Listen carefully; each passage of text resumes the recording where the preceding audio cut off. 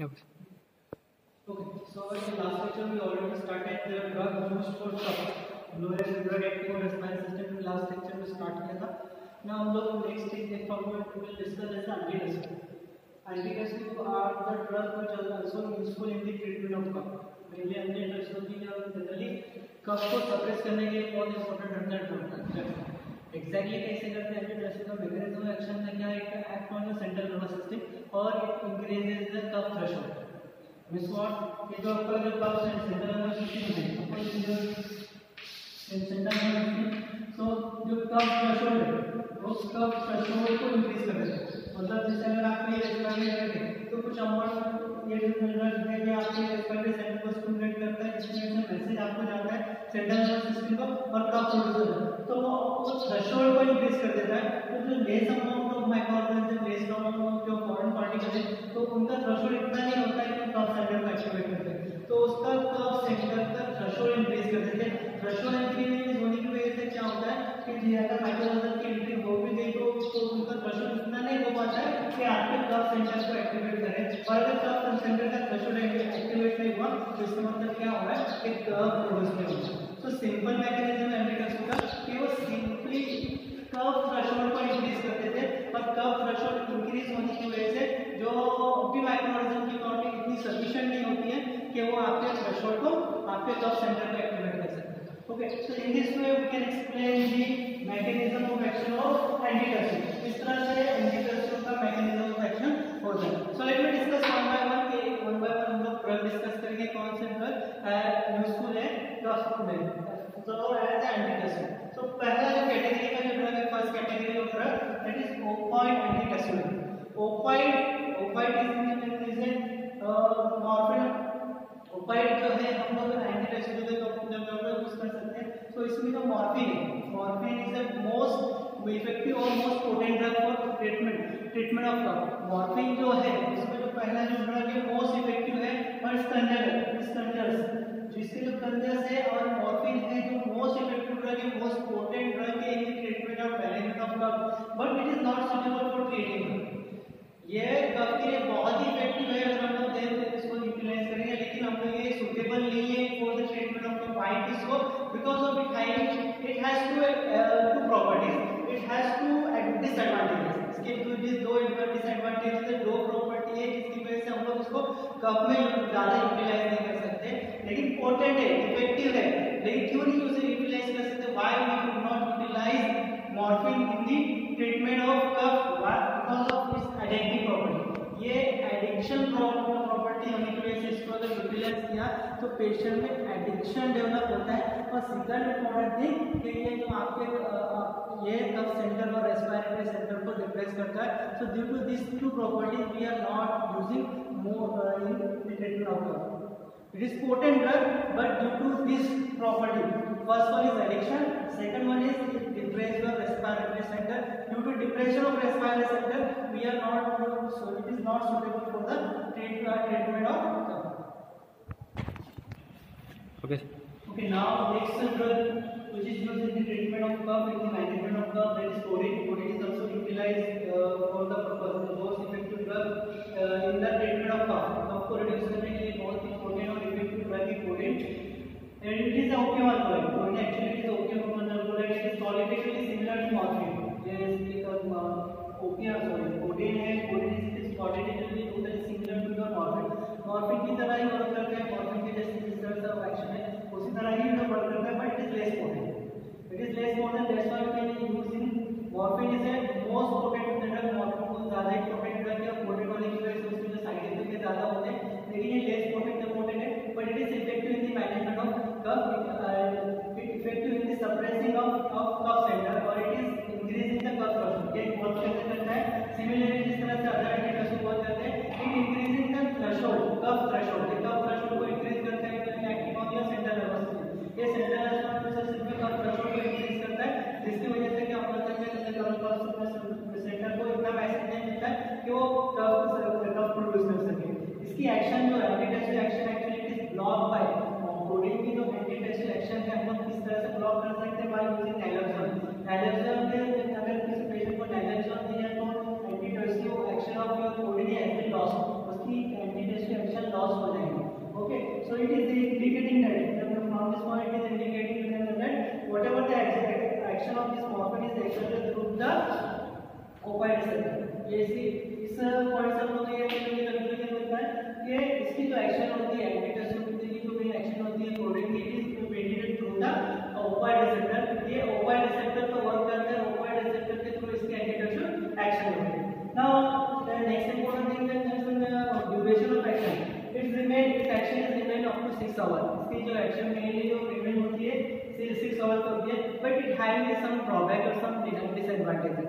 इसके कुछ side effect है, कुछ ड्रॉबैक है कोडिन के. Coding actually mainly responsible for constipation. अगर आप हायर डोज पे ज्यादा यूटिलाइज किया तो इसका मेन जो साइड इफेक्ट मिलता है नो कॉन्स्टिपेशन मिलता है. It also responsible for drowsiness. ये ड्रॉजीनेस इंट्रोड्यूस करता है, but if you are using ये हायर डोज, अगर आप हायर डोज यूटिलाइज करते हो so it also decrease your respiratory system और it also decrease your respiratory center. respiration को भी decrease करता है, but it higher doses में मॉर्फिन एक लेस डोज में इसको डिप्रेस करता है, लेकिन कोडिन का क्या होता है कि बहुत ही ज्यादा हायर डोज यूटिलाइज किया आपका तो जब ये आपके रेस्पिरेटरी सेंटर को भी डिप्रेस करता है. But this drug is contraindicated in asthmatic patient. ये जो कोडिन है, coding is contraindicated in asthmatic patient. So these are in this way we can explain the codeine. Codeine is most effective drug in the management of treatment. कैसे useful होता है कि कफ जो threshold है कफ threshold को increase करता है, जिसकी वजह से आपका कफ थ्रेशोल्ड इंक्रीज हो गया तो आपका कफ सेंटर एक्टिवेटेड भी होता है और इस तरह से आपका कफ रिड्यूस होता है.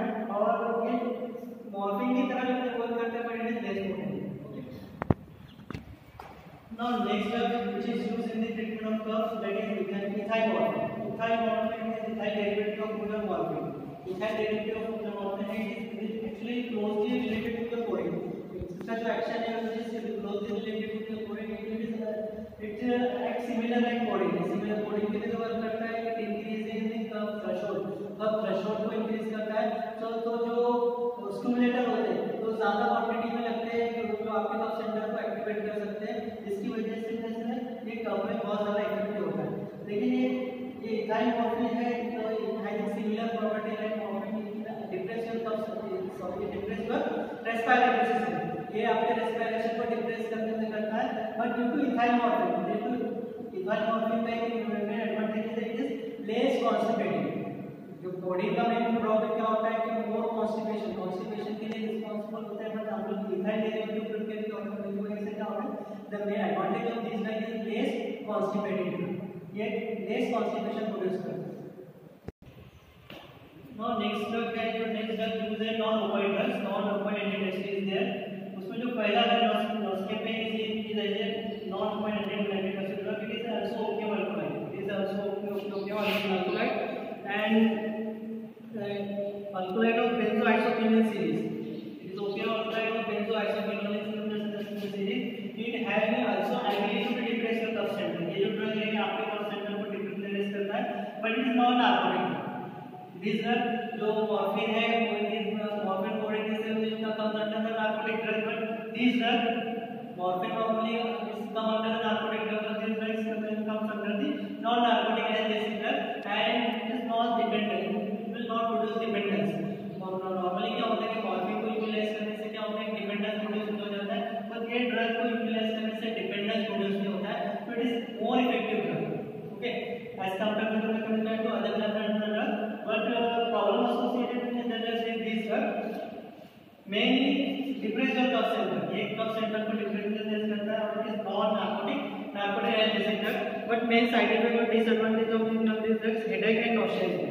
हेडेक और नॉसिया साइड इफेक्ट है this drug, but contraindicated. This drug तो जो कॉन्ट्राइंडिकेशन है एक्चुअली कॉन्ट्राइंडिकेटेड है अस्थमैटिक अस्थमा और asthmatic patient. Why is contraindicated in asthmatic patient? But this drug is ability to releasing the asthma.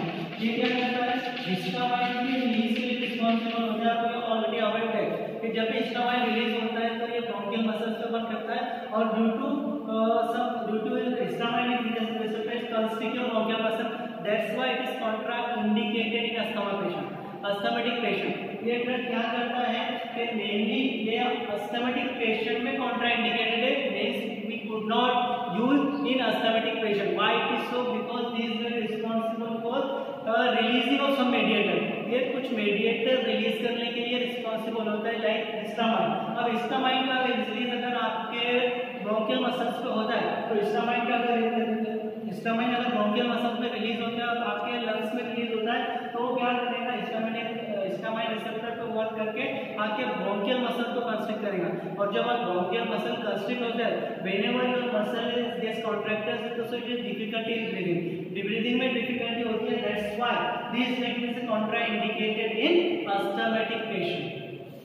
Next जो category का drug है that is dextromethorphan. Dextromethorphan is also effective in the management of cough, in the reducing of cough.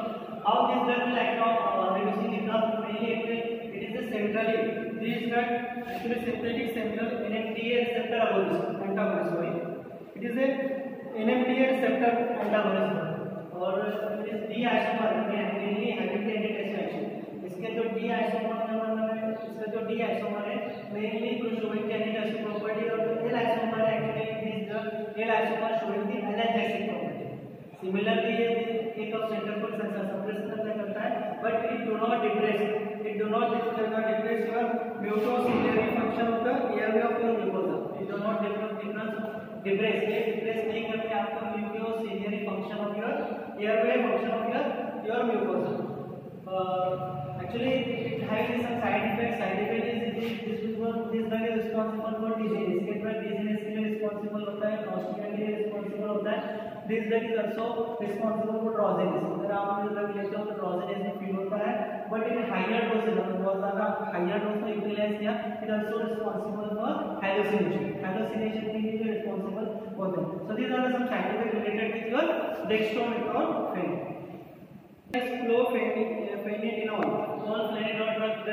this drug centrally acting antitussive and weak antihistaminic anticholinergic action. This mainly act on your central nervous system or depress your nerve center, but they are also having the property of very weak property of antihistaminic property as well as anticholinergic property. It is also having the local anesthetic property. Onset of action of this drug is slow, but duration is longer। इसका जो onset of action होता है वो slightly slow होता है, but duration of action is longer। Now next category, that is antihistaminic drug। Antihistaminic drug is also useful in reducing the cough। This drug is not mainly act on your cough center, but mainly it will it having the anticholinergic property। जो antihistaminic drug होते हैं mainly anticholinergic property होती है, और it inhibiting the releasing of some mediator। antihistaminic drug जो होते हैं आपके जो mediator है वो mediator की histamine या अलग mediator उनके अगेंस्ट उनकी एक्शन के अगेंस्ट में वर्क करते हैं, जिसकी वजह से क्या होता है, सिक्रीशन रिड्यूस करते हैं, और सिक्रीशन रिड्यूस होने की वजह से अल्टीमेटली कफ भी रिड्यूस होता है।